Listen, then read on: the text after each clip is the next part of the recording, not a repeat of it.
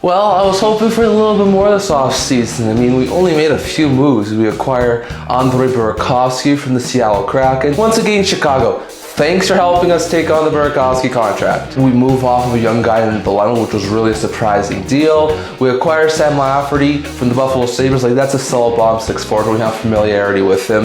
And the biggest thing in free agency was signing Dominic Toninato. Like, after last year's offseason, I was expecting a whole bunch more from this Blackhawks team and try and take some strides to make the playoffs. I guess we just have to hope that some of these young guys like Nazar and Allen and Levshinov and guys like this can take steps, make roster spots, and play well this year, because it doesn't look like anything's coming externally to try and help us with this team. You know what?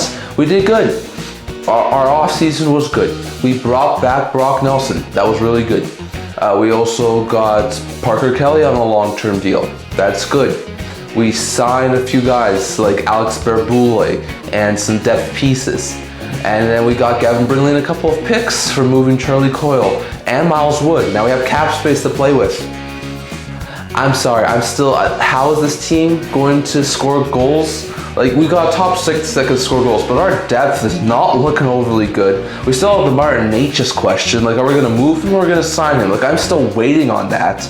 I mean, the defense looks good. We've got a really good goaltending tandem, but we got so many questions up front. Can we keep Necas? And what the heck is going on with our depth? We got cap space. Can we please use it? Well, we didn't do very much this offseason. What do? Well, we brought back Duchesne, we brought back Ben. Those were great moves. Like, I really wanted Duchesne, Ben, and Granlund back with Granlund's ask. It's a good thing we didn't bring him back, but Duchesne, Ben, really great moves. Ben on a 1-year deal, Duchesne gets 4 years. I love those moves for the Dallas Stars. On top of that, we bring in Rack Faxa, who can be a solid 4th line center. We bring in Blackwell, who can be a solid bomb 6 guy. We have to move off Marchment, which is a little bit bad because he was actually a pretty good middle 6 forward last year, but allow us to sign Matt Duchesne. So you know what? We are still pressed up against cap. I'm hoping we move Dumba, and we move Leah Bushkin, and with the free up cap space, we can go after Rasmus Anderson, which I think would be a really solid add. But we still have the question of Jason Robertson. Is he getting dealt? Is he not getting dealt? Like, these are questions that need to be asked. And if we can free up some cap space, can we get some defensive help? A couple more moves. I don't think this team's done. A couple more moves, and this team can go back to the 4th straight Western Conference final this year. Well, I don't think we had a bad offseason. We didn't do a whole bunch, but we didn't do anything that was overly bad. I mean, we bring back Nico Sturm. That was a really good move. Signed some depth players like Yuki Bell, Cal Peterson, and a few other guys who I think will really help round out the depth on this team. We acquired Vladimir Tarasenko for nothing. I know he's got a $5 million cap hit, but Tarasenko is actually not a bad player. And if he can work well in the middle 6 and start to put up 15-20 goals this year, I consider that a win. I mean, we've got future considerations for him. That's a win and a half. And we also got a 4th round pick for moving Frederick Gaudreau, who was a good bottom 6 forward, but not for the money we were paying him. So all in all, not a bad offseason. We also had really good drafts. So I'm liking this team, and I think we can actually go pretty far next year if this team can stay healthy. The only big problem I have right now is, can we please get Kirill Kaprizov on an extension? That dude needs to be signed. Well, I really don't know what to make of our offseason. We moved off of Cole Incisions and Jeremy Lauzon. We moved off of a couple of pending UFAs, and we bring in Nick Hague on what is definitely a little bit of an expensive deal. Nick Perbix, who I think can be a solid 2nd and 3rd pair defenseman, and Eric Holla, who basically replaces Cole Incisions. It seems to me like we're really just running the thing back. Does management not see how terrible it was last year? Are we not moving Stamkos, Marchessault, Bunting, some of the other lower end guys?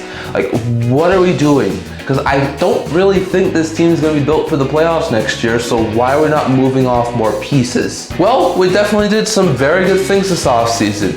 We made a smart move. We moved off of some of the players that we have an abundance of. We have an abundance of wingers, so we moved Bolduc, Montreal. We get Logan Mailloux, who I think eventually can be a solid 2nd pair, right shot, offensive powerhouse on that team. Imagine adding him to a defense that already has Fowler, Parayko, Falk.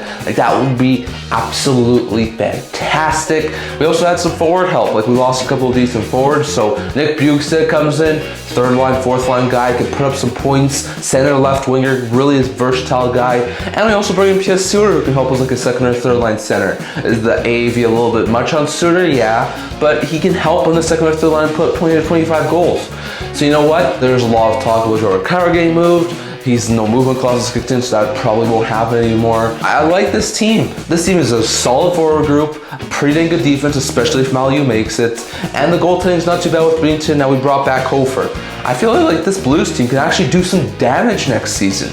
Great offseason. The first offseason as officially the Utah Mammoth. We get Caleb Denwyer in the draft. We also get a couple of other good draft picks. We acquired J.J. Peterka from the Buffalo Sabres for just Kesselring and Doan. Sure, Kesselring and Doan are good players, but to get Peterka and sign him to a 5-year extension, fantastic move. And then free agency, the Schmidt deal's definitely a little bit out there, and I definitely think we overpaid for him, but a solid third-pair defenseman who just won a cup. We also get Tanev, who's going to help with the bottom six, add some physicality, good locker room presence. We have our backup goaltender for the start of the season in Vanacek, with Ingram still on the players assistance program.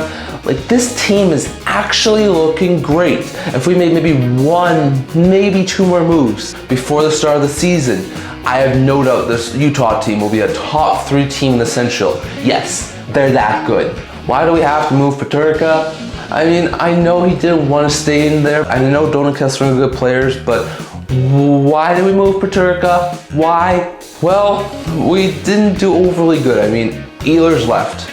Plain and simple. Like, that was the big off-season thing. We really wanted to keep Ehlers. We're willing to pay him like $8 to $9 million. Like, how is Winnipeg too loud of a place to play it? Like, how is Carolina going to be quieter than Winnipeg? Sure, we're in Canada, and Canada is the hockey nation, but how? Like, how is it too loud for Ehlers? Either way. We get a couple interesting pieces, some depth guys. We get Koepke who can play bottom 6 minutes, Pearson who can play bottom 6 minutes, some depth defensemen. I do like the Nyquist edition, 1 year, $3.3 million. That was a fantastic move. We also get some other low-end help that could definitely round out this team, but really, I mean, when you lose Nikolai Ehlers, you really can't replace him unless you make some big moves. So I know we have cap space, maybe we do something, but at this point, I feel like this offseason's a loss with losing Ehlers.